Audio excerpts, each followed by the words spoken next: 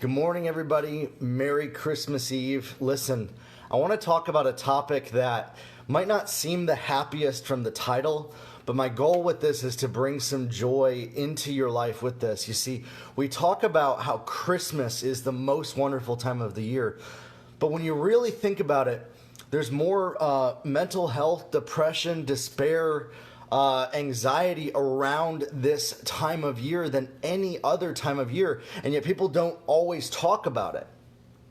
They don't always talk about those feelings. They don't always talk about the feelings of not good enough or comparison or the worry that goes around this holiday. And I feel like everybody at some level or another feels it somewhat at this holiday season, and it's in the atmosphere. And it shouldn't be that way, but let's be real, it is. And so I want to talk about not that, but what to do when you have feelings of despair. What to do when you have that. When you say, you know what, I'm not going to let this feeling control me or dictate or take my joy away. And it's a choice to make. You see, we could blame our experiences. We could blame our chemical imbalances. We could blame what was done to us, what happened to us, what people said about us, what our situation is. Because we're comparing what we want it to be to what we currently are, and we have despair and disappointment. Or we can choose and say, you know what? Nothing is going to break me. Nothing is going to take my joy away. Nothing has the power and the ability to make me give up and not allow losing to be an option. Not allow feelings of inadequacy and not good enough and worry and fear hold us back. And say, listen, I'm going through hell right now, but it's not going to break me. And it makes me sad because I have people that I work with and I coach and that are on my Facebook page and they're going through stuff. And I want to encourage you that whatever you're going through right now, feel those feelings, feel them, and then choose how you're going to react to them. Choose what they mean. Reassociate the meaning and the story that you tell yourself about those feelings. Listen, I don't want to discredit what somebody says. I don't want to discredit what anybody is saying at all by saying, like, you know, you just got to get over it. I get it. Feel those feelings. And then decide, you know what? It's not going to break me. It's not going to take me out. It's not going to keep me stuck. It's not going to paralyze me. Exactly what Stacy Brown just said in the comments there. You have a choice to choose. Is it going to help accelerate you to where you're going or keep you stuck right where you are right now? You know, I had somebody the other day actually comment and they said, you know, you can't understand, Jeremiah, what I'm going through because you've never been through something that way. No, the thing is this, I've been through a lot of stuff. I just don't verbalize and talk about it because I don't give it power over my life. There's things that I've been through that, I'll be perfectly honest, some people would probably commit suicide. But I didn't. I had feelings of it. But I didn't let it break me. I didn't want to have to take it out on somebody else or hurt anybody else. Don't let what almost broke you keep you stuck and broken. Choose joy. Choose happiness. Choose to feel the feeling. It's okay to feel it. And then say, this isn't going to break me.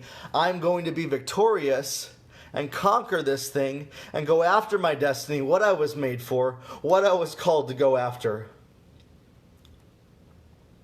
And I'm not going to let the feeling dictate and define me. I'm not going to let what they said dictate and define me. I'm not going to let what my situation is saying about what's going on define me. I'm going to stay consistent and persistent and go after what I was made for and choose happiness and joy. The joy of the Lord is our strength. And laughter does good like a medicine. And if we look at chemically, happiness and joy and love, they actually produce chemical hormones in our body that help heal cells in our body, mentally, physically. And all together, when we have gratitude and we're grateful for our situation, we say, listen, this is not good. This horrible thing happened. I'm going through it right now. It's hell around me. But I'm going to be grateful for what I can be thankful for. My wife, a roof over my head. Some of you don't even have a roof over your heads. You know, some of y'all know my mom's story raising me. She was a single mom, raised me with no money. We had no food, and we would wake up some days and there would be food on the front porch because we prayed and we believed. My wife and I, we've had moments where we're like, God, we don't know what's next. We got a big client we're waiting on. We're holding out on another. If we hold out too long, we might lose the contract. That's going to cost us. And we've even had some stuff that's cost us a little bit. Cost us a lot in the last year and a half. Cost us a lot. And we've even gone through some stuff in the last 6 months. But it didn't break us. It didn't keep us stuck. Instead, it propelled us to go forward towards where God's called us to go. That's why I love coaching people. That's why I love working with people and helping them get to that level. Whatever tried to break you makes you stronger. When you choose joy and happiness and you take ownership over your choices and you don't give up the power of your life to that situation and you don't say that thing has the power over me, but you say, no, that thing's there. It's not going to disappear. I'm not going to wait until it disappears to go after my destiny. I'm going to choose, all right, you're there. That's cool. You chill. I'm going to go after what I'm called to do. You're going to look at that pain, that horrible situation, the despair, and say, I see you. You see, the worst thing that we can do, I was taught this growing up, is to ignore the pain and pretend like it's not there. That's actually not going to help you. Instead, look at it, say, I see you and I acknowledge you, but I don't give you power. And now I'm going to go after what I was made for. I'm going to go after my destiny. I'm not going to be so selfish and sit in what I'm feeling, but rather overflow and give joy and love to other people. And you want to know the quickest way to break free from despair and anguish and fear and worry and guilt and doubt and shame and whatever you're feeling is to get your eyes off yourself and focus on another person. And have compassion for other people and say, you know what? I'm grateful. I'm grateful for my situation. I don't have it so bad. And I want to help somebody else so that they don't have it so bad either.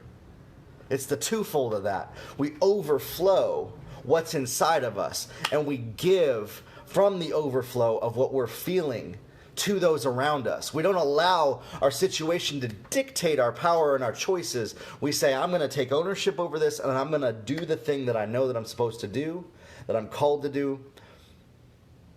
And I'm going to say, you know what? God, I need some help. I need some strength. I need some supernatural on top of my natural to go after this. I can't do this alone, God. I need your help. And say, God, I'm so thankful that you haven't left me, that you haven't left us stuck, that you haven't let us stay in that. You see, you can either choose today to stay stuck in the despair. That's a choice that you have. Or you can choose to say, God, I'm going to give that despair to you. It's there. but you got to take this one. And I'm going to choose happiness, and I'm going to choose the joy that you give, God. And I'm going to choose to go after what you made me for. And I'm going to choose to love and to overflow with love and to share love and to have gratitude for the gifts that I have in my life. You see, the gifts that uncertainty gives overflow with abundance. But when we allow uncertainty and despair and fear of what might happen hold us back, we stay stuck in that despair because we've empowered what we fear to control us instead of saying, you know what? You got no power over me. You're there. I see it. I've given you power long enough. That's the other thing too, is say that. Speak to that despair. Say, I've given you power long enough. Now it's time for me to do me and to go after my destiny and to let God take care of that. I don't need to take care of that. That's the other thing too. Oh man. Woo. Saying I don't need to take care of that despair to go after my destiny. That's the next level of that. Because sometimes we feel like we got to take care of that thing to give ourselves permission to go to the next level. No. You just need to leave it on the shelf. Leave it at the foot of the cross with Jesus. Give it up to God and say, I'm going to go after my destiny and not even allow that thing to have power over me anymore. And choose joy. Choose happiness. Choose peace. Choose love. And from love overflows all of this. And that's how you can deal with despair, my friends.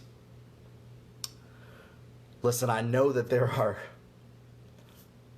all manner of stuff people been through. There's mental health is a real thing. It's not a fake thing. I used to believe that it was a fake thing. It was, or it's just weak people. It's not weak people. In fact, it's strong people that have mental health and they break free from it and they go forward and they stay persistent towards their goals, even in the face of it. That's strength, my friends.